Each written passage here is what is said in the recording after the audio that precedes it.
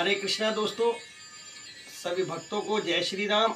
मैं लोकेश शर्मा सुदामा, संस्थापक हरे कृष्ण गोविंद धाम ट्रस्ट, और मैं शिष्य हूँ श्री गुरु राघवानंद स्वामी जी का, जो कि नंगली दरबार आज़ाद नगर में जिनका स्थान है।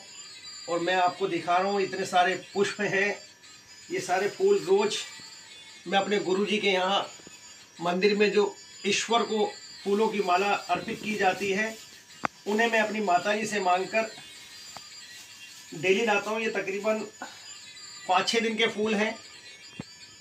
मेरे पास समय का थोड़ा सा अभाव था, लेकिन आज मैं आप सबको एक मैसेज देना चाहता हूँ समाज को। मैंने पहले भी कई मंदिरों में वीडियो बनाए हैं। होता क्या है कि हम भगवान के ऊपर अर्पित करने के लिए, माला पहनाने के लिए एक बाजार से बनी हुई माला लाते हैं। आपको मालूम है कि वो जब माला के फूल जो आते हैं, किसान बड़ी मेहनत से उगाते हैं, और जब वो पूरी मेहनत करते हैं, फिर एक एक पुष्प तोड़ के लाते हैं, और उनमें से उन फूलों को जब मंडी में लाते हैं, मंडी से वो मार्केट में आते हैं, मार्केट से वो फूल वाले उनकी माला बनाते हैं और मंदिरों के बाहर वो बैठ के उन्हें बेचते हैं। तो उन मालाओं को जब हम प्रेम से लेके आते हैं, बड़ा छाटते हैं कि भैया ये वाले नहीं सूखे हैं, ये वाले अच्छे हैं। जब इतनी अच्छी तरह से देख रेख के कि हमें भगवान को अर्पित करनी है, फिर उसके बाद हम पंडित जी से उस माला को भगवान के गले में पहनाते हैं। एक दिन बाद फिर वो दूसरी माला बदलती है। लेकिन क्या हो रहा है कि हमारे मंदिरों में जितने भी पंडित हैं, वो क्या कर रहे हैं, ज़्यादातर मैं लोगों को समझा के थक गया हूँ, पंडितों को कह के थक गया हूँ कि जिस माला को इतने प्रेम से आदर से भगवान के गले में हार बना के पहनाया जाता है, और उसे अगले दिन जब उतार दिया जाता है, तो उसके उपरांत पंडित जी उस मालाओं को इकट्ठी करके बाहर मंदिर के बाहर रख देते हैं।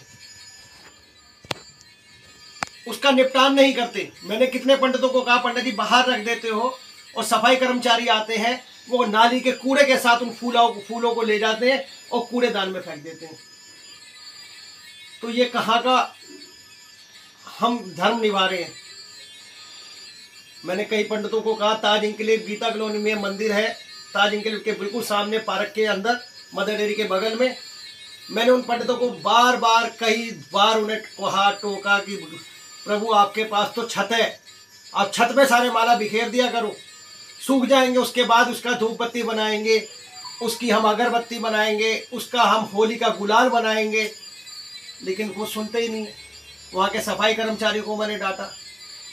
तो ठीक है जी, नहीं सुधर रही दुनिया, लेकिन मैं सुधारने के लिए लगा हूँ। लेकिन मैं अपने कर्म अपने अच्छे कर लूँ, और मेरे इन अच्छे कर्मों को देखकर आप लोगों को अपने आप पता चलेगा कि इसका जो हम जैसे अपमान कर रहे हैं, इन फूलों का, पुष्पों का, भगवान के गले के हार का अपमान कर रहे हैं।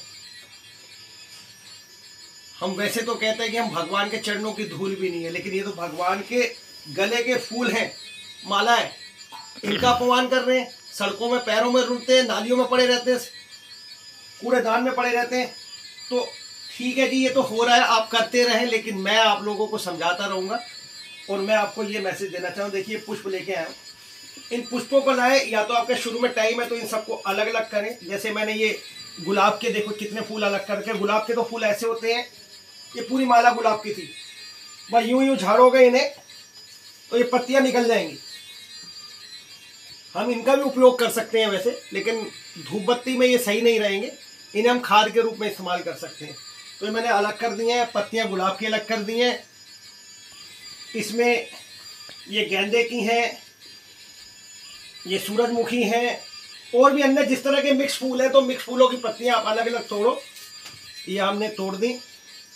इन्हें सुखाने के लिए हमें धूप में रखना 3 से 4 दिन। ये नीचे की डंठल जो है अलग मैं कर रहा हूँ आपके सामने।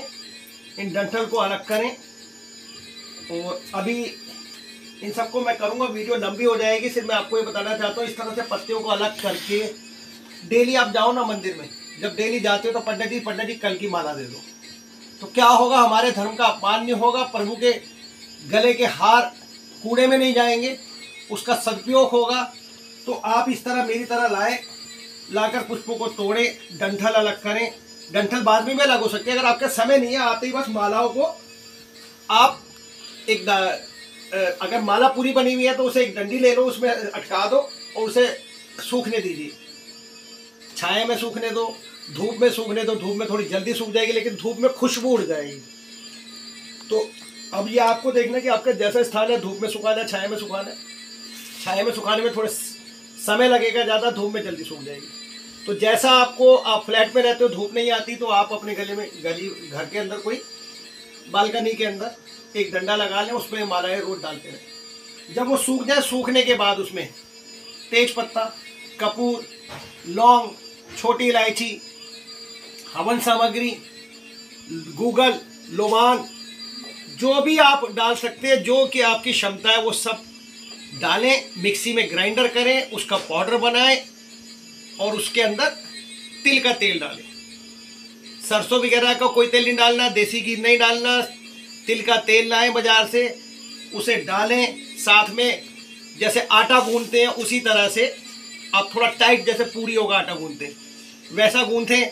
अब तेल इतना नहीं डालना, तेल लिमिट में डालना है। वो आप देख सकते हैं कैसे, जैसे हम मट्ठी बनाते हैं उसमें तेल डालते हैं, मोमन रहे, उसी प्रकार से तेल डालें और ज़रूरत पड़ने पर गंगा जल मिक्स करें।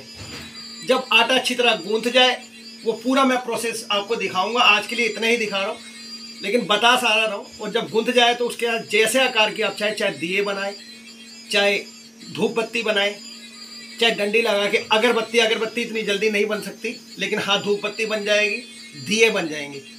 तो दीपक जो बन जाए उसमें कपूर डालें और कपूर डालने के उपरांत उसे प्रज्वलित करें भगवान के आगे।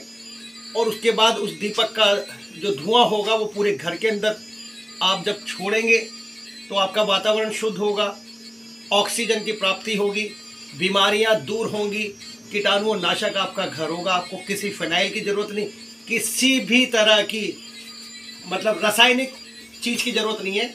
ये ऑर्गेनिक पुष्प में मतलब आपको जो भी होगा आयुर्वेदिक के द्वारा आपके घर का वातावरण अच्छा होगा, आपको स्वस्थ मिलेगा, आपको प्रभु की कृपा प्राप्त होगी।